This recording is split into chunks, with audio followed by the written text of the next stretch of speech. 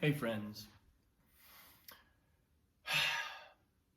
I had an experience this morning, and then I had a seemingly completely unrelated thought come through while I was doing yoga, and as I was just getting ready to do my post, I was kind of like deciding, okay, either of these things could be really juicy to unpack. Which one's it going to be? So I kind of debated and settled on one, and then as soon as I'd settled on one, I realized, oh wait, they might actually be related. So we'll see. But the experience that I had, and this is kind of me naming something that I've observed for a long time, because I've noticed this thing where in my meditation practice, I generally set a timer for however long I have in the morning, given how early I've woken up. And whether it's a school day or not, etc. I set my time and I start meditating. And then the bell goes off to finish the meditation. And as soon as that bell goes off that says the meditation is over, it's like I fall into a deeper state of meditation. And what's happening, I think, what I'm observing is that as soon as the practice is over, quote unquote, in my mind, my agenda for doing meditation goes away, and I just kind of plunge into a meditative state. And it's like, well, but isn't that the practice itself? Like, isn't that actually the purpose of the practice? Like, shouldn't that be what happens the whole time? Why does it have to be over before I can fall into that state? And this is I think this relates to any number of domains of life where our agenda and even our intentions get in the way of the doing. So it's like we're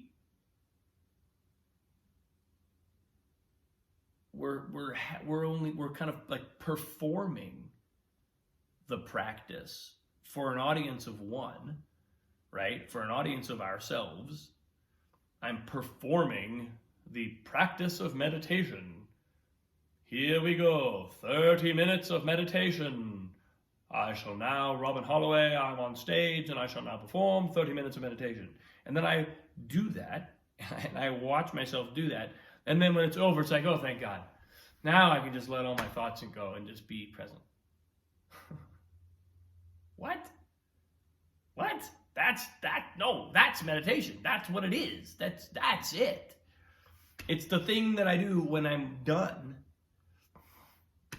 And I think that this applies to so many realms of life, because, it's like music.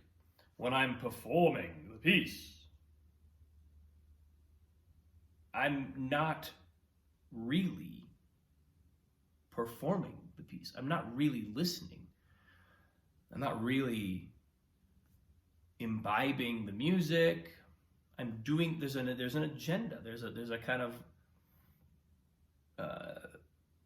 urgent, agenda is kind of the only word. It's like I'm pursuing something in the practice that actually is the precise thing that takes me out of the practice. And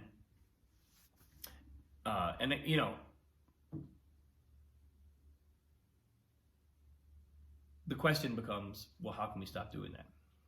How can we use the practice itself. How can we actually deepen into the practice itself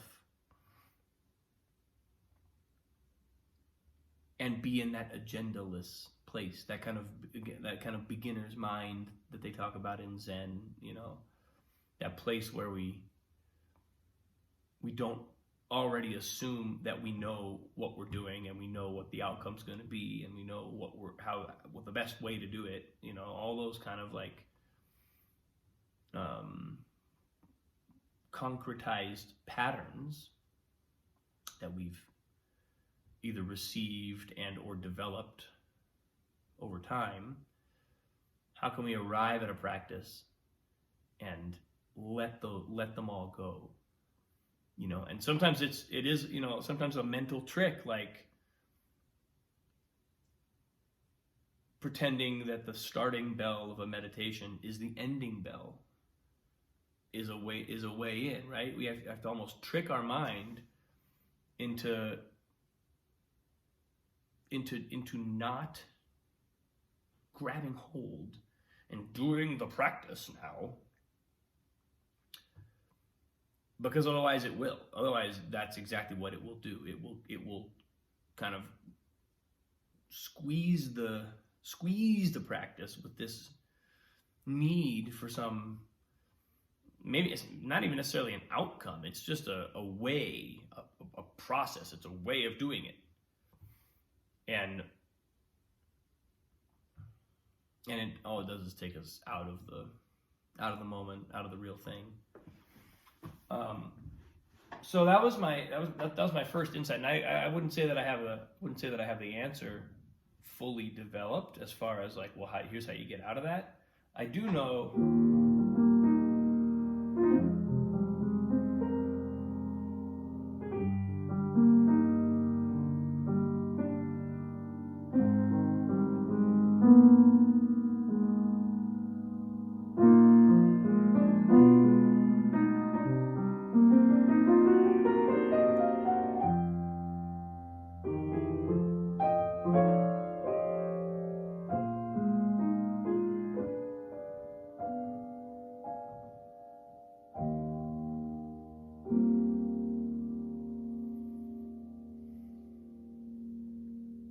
that simply recognizing the preciousness of a moment, taking just a breath to see. There's been something that's coming through about impermanence recently. This is kind of the second thought that was showing up for me this morning. It wasn't so much about impermanence, but it was like,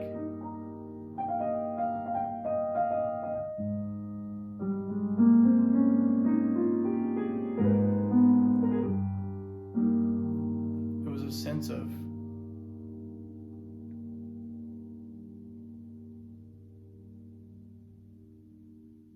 how precious life is.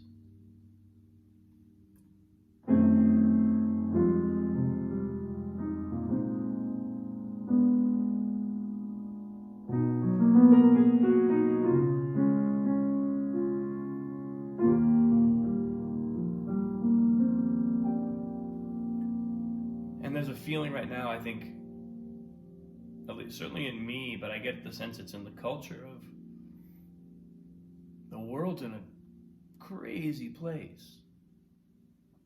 The world's in a crazy place. Our country's in a crazy place, and the whole world is in a crazy place. And how, and so what was showing up this morning was like, there's a sense sometimes that the conflict is inevitable, and that the kind of escalation of the problems, the escalation of the tensions that we have, that's inevitable. And what was kind of just showing up this morning was, well, what if that's not true?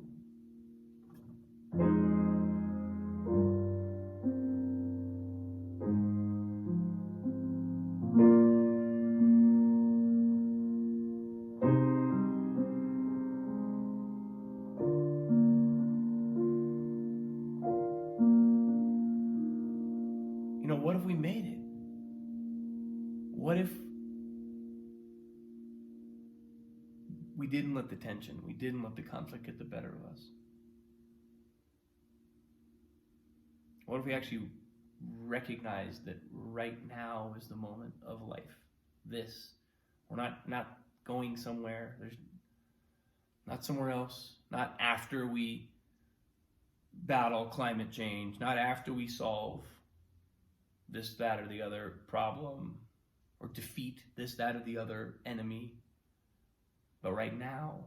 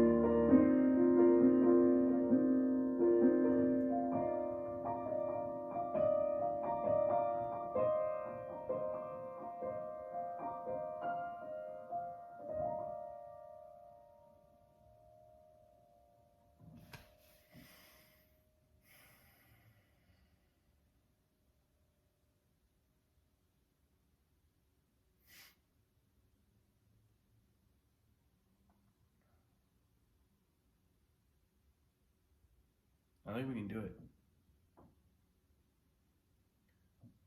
But for me, it means, as far as my responsibility or my engagement, it means finding access to the truth that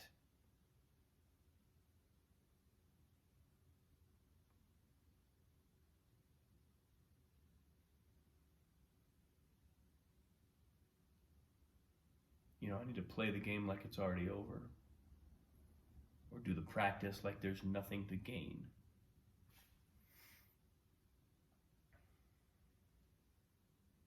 Live life like there's nothing to lose, nothing to gain, and nothing to lose.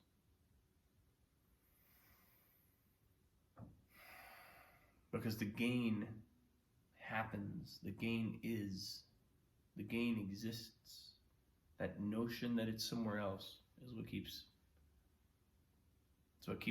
a meditation being cloudy, and it's what keeps a world being way off balance.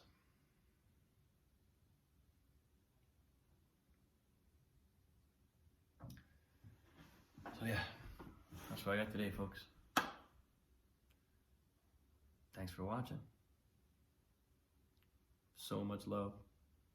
I appreciate you. I will see you soon.